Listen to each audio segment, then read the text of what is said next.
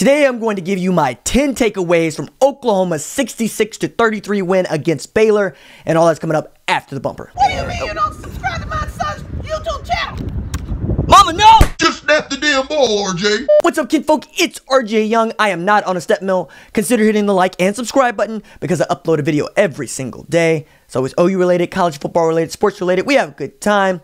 So first, shout out to Baker Mayfield, who's getting his first pro start earlier today against John Gruden's Oakland Raiders. That's why I'm wearing my number 6 shirt. And if you want to support Baker Mayfield, but you don't actually want to wear that orange color, I have these shirts that say, I'm just here for Baker Cleveland. So you can tell everybody in your family and among your friends that yes, you support Baker Mayfield, but not necessarily that orange or the Cleveland Browns. I put a link in the description and in the comments below where you can purchase those. And while you're at it, pre-order my book, Let It Bang. It's available wherever books are sold. It comes out on October 23rd. All right, so now let's get into my 10 takeaways from Oklahoma's skull dragging of the Baylor Bears. And the first one is Kyler Murray. My goodness, he's a magician. Like, I made some magician jokes. I made some Messiah jokes because there was one play that was dead and he resurrected it. Particularly with the fumble loss, he picked it up, he completes a pass for a first down. Kyler Murray was 17 of 21, 432 yards with 7 total touchdowns, 6 of them through the air, and that's coming off the bench. Kyler Murray continues to show everyone what kind of superior athlete he is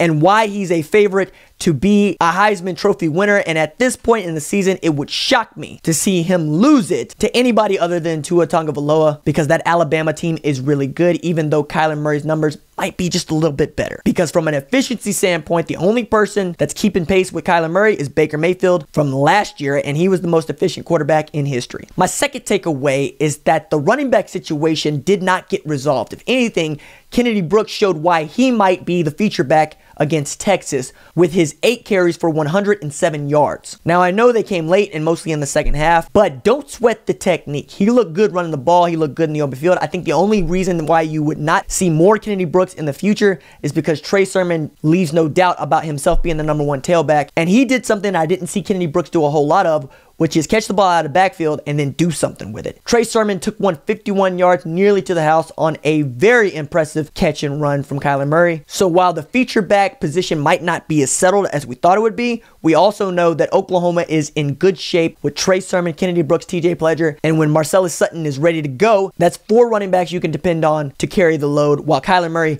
does his magician thing. My next takeaway is that the fullbacks and tight ends look good. Lee Morris showed that Allen High School connection continues to pay dividends. He had 3 catches, 2 of them were touchdowns for 61 yards. And it's nice to know that you have 2 tight ends that could play, because Grant Calcaterra did not look good for the second of 3 games. In this game in particular, it looked like he was playing a little scared because the 2 passes that he dropped, it seemed like he heard footsteps. And that's not something that you want to see out of your tight end. You want him to secure the catch, know he's going to get hit, take the hit, get back to the line of scrimmage and run the next play. However, Carson Meyer looked good with the exception of 1 missed block that he got beat on that led to Kyler Murray having to scramble away and eventually getting hit. But I think we're still in good shape with the tight ends and the fullbacks. My next takeaway is that the receivers had their best game of the season. Hollywood Brown and CeeDee Lamb each had over 100 yards receiving, but more than that, the receivers combined to average 25.4 yards per catch. Think about that for a second. That's an explosive play every time they caught the football, which goes to show just how efficient Kyler Murray was and how sure-handed the receivers were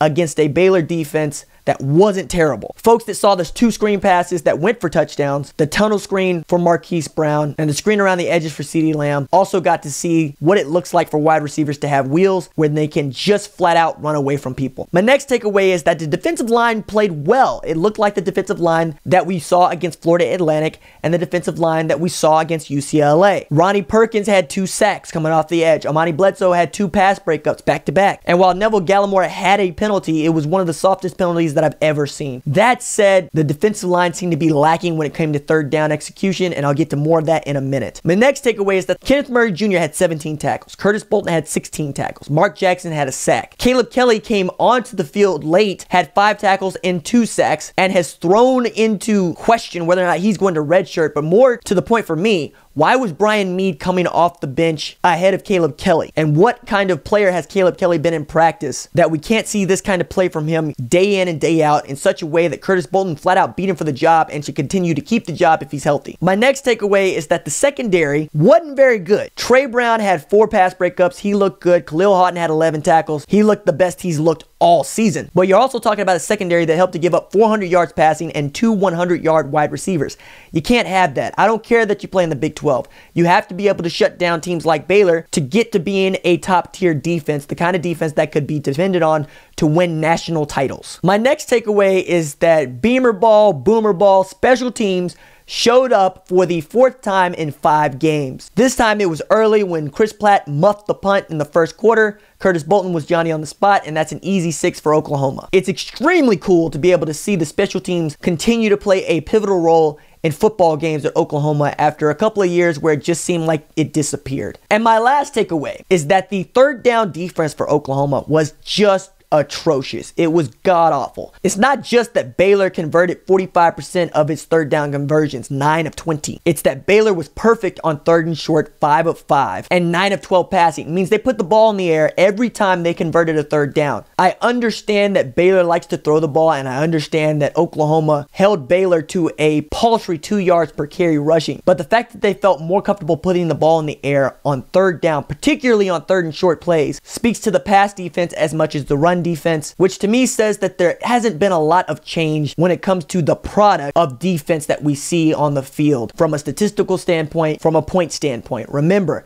this is a Baylor team that scored 33 on Oklahoma. This same Baylor team only scored 26 against Kansas. If we were looking for a dominant display of defense from Oklahoma against Baylor, we did not get it. We got the same kind of defense that we thought was going to lead to better things with the way that it played against Florida Atlantic and UCLA. But UCLA might be the worst team on the schedule this year, and Florida Atlantic isn't as good as we wanted them to be. On the flip side, Army is better than a lot of people thought they would be this year. But I'm not prepared to say that the defense is better this year than it was last year. I think it's about the same, and maybe the same is good enough for Oklahoma to win a college football national championship this year. I just have my doubts. All right, that's it for me. Deuces.